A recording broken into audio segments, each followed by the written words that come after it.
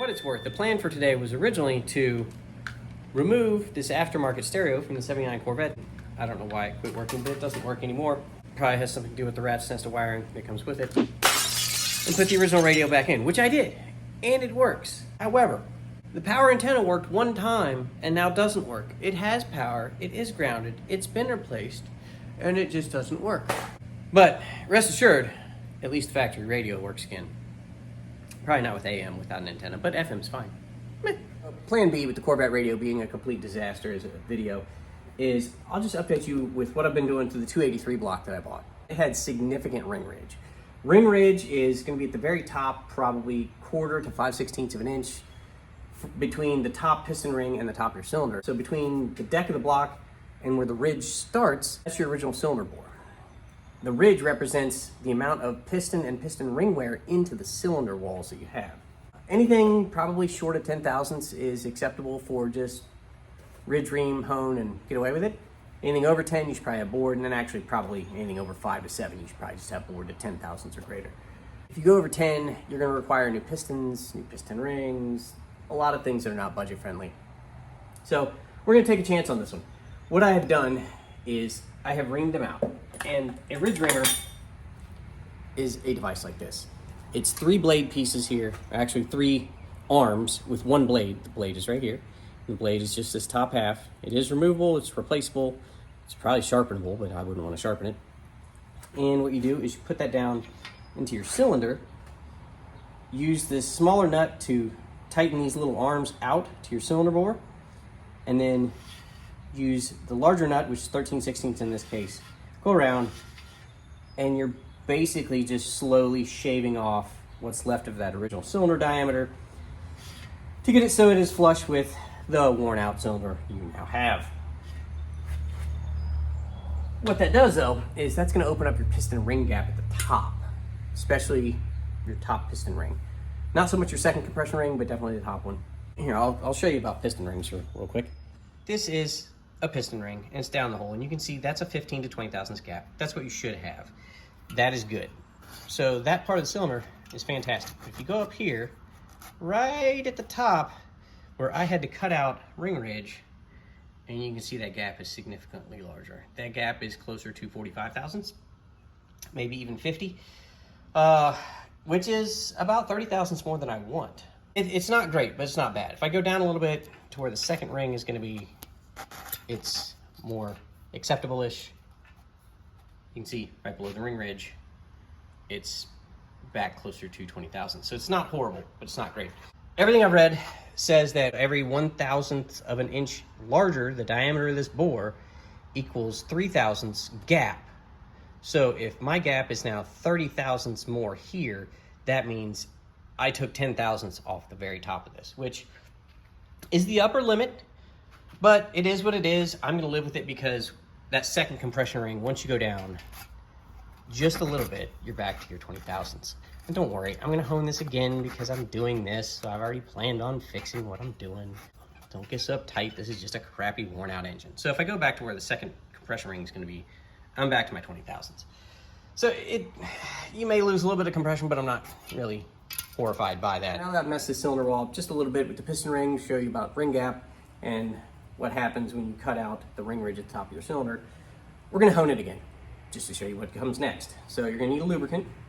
Something like ATF will work, diesel fuel will work, regular oil will work. You could probably use gear lube. You want something that's gonna catch the dust that's coming off of your dingle ball hone and maybe any metal bits coming off of your cylinder. So all you're trying to do is collect it. You don't want it to be dust going everywhere. You want to be able to wipe it out. Next, you're gonna get your hone. This is a stone hone, dingle ball hone, wire hone, whatever you want to call it.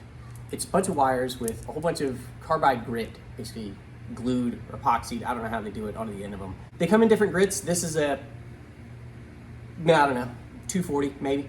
We'll call it that. I have no idea really. What you want to do is put it on your drill, get it lined up, and you want to start it before you go into the cylinder because you're trying to get a crosshatch pattern. So a this way, that way pattern from going in and out with the hone. And if you shove it down in there first and then start it, you're going to have a horizontal pattern right in the middle that then you're going to have to cut out.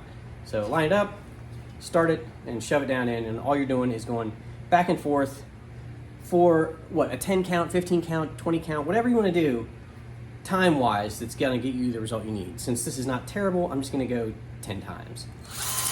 1, 2, 3, 4, 5, 6, 7, 8, 9, 10. Make sure you keep on the trigger until it's all the way out. Also, you may have heard that battery's about dead.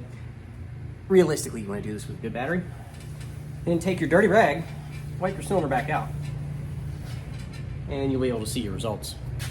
Let's have a look. And once you hone it, you can see you got kind of a crosshatch pattern coming in and out right here. That's what you want. Nice deglazed cylinder wall that will help those new piston rings seal up and hopefully take care of that, you know, extra 30 thousandths gap we have at the very top of that. So along with doing that to those cylinders, I've been slowly cleaning the pistons up. I've got these front to back, 1, 2, 3, 4, 5, 6, you know, odds are on one side, evens on the others.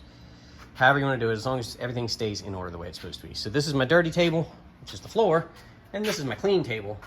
And I've basically just been wire wheeling the pistons and cleaning them up as good as I possibly can budget-wise. I really don't care that much. The important part is actually to get the carbon out of the ring lands that are in here. That's very important. The rest of it is mostly cosmetic, except maybe the top of the piston. You want to get that clean too. And if you notice, this one has a dot right there. There's an arrow pointing towards that dot. That dot goes towards the front, but just in case, I also put which piston it is and which way is forward. I've got 1, 2, 3, 4 sets of valves and valve springs out. And as you can see, the valves are actually in pretty good shape. I've just wire wheeled them to get a little bit of carbon off, but they're not bad. The springs are actually pretty good too. This is the intake valve. Look how tiny these things are. These are like 1.75, so 1 3/4 basically valves. But there wasn't much carbon. It took a couple seconds with a wire wheel, got them right off and cleaned up, so we're good there. I've got my valve covers with my rocker arms in order, front to back. And then I've been doing a little bit of home polishing and porting. I'm sort of teaching myself how to do it, so I'm not great at it, but I'm slowly getting it done. I don't want to take a whole bunch out. All I'm trying to do is clean up the slag and cut marks and everything from the original casting to help it flow a little bit better. I'm going to CC these heads. I'm 99% sure, going off the numbers, these are 60 CC heads, which means this little part right here that's cut out, the valves block off, is 60 cc's. That's what that means. 60 cc head would be just this little section here, the valves in it. And then while I've been porting and polishing, I've also started to do some gasket matching, which I did a short on earlier, but basically all you're doing is cleaning up the openings and expanding it just a little bit to match the gasket so you don't have that restriction. It's really not that big of a deal, but I've got it apart, never done it. Every little bit helps. I did find out that is a factory single pattern camshaft. Very, very tiny. I want to say duration's like 198, 199. Lift is like under 400, 398 maybe. All right, so that's gonna do it for this time. Hopefully I'll figure out that the power antenna either died or that I just didn't do something yet. I don't know. I'll get some more work done on that 283. Hopefully the heads, I can get one whole head done, and maybe we'll CC them next time so you can see what that looks like. You know, it is what it is. We all have other jobs. This is just side project work that we do on our own, and what gets done gets done. That's all you can really do. So if you don't get your project finished in the time you want to finish it, don't feel bad about it. Just keep pushing forward until you get it done. Thanks for liking, sharing, and subscribing. We'll see you next time.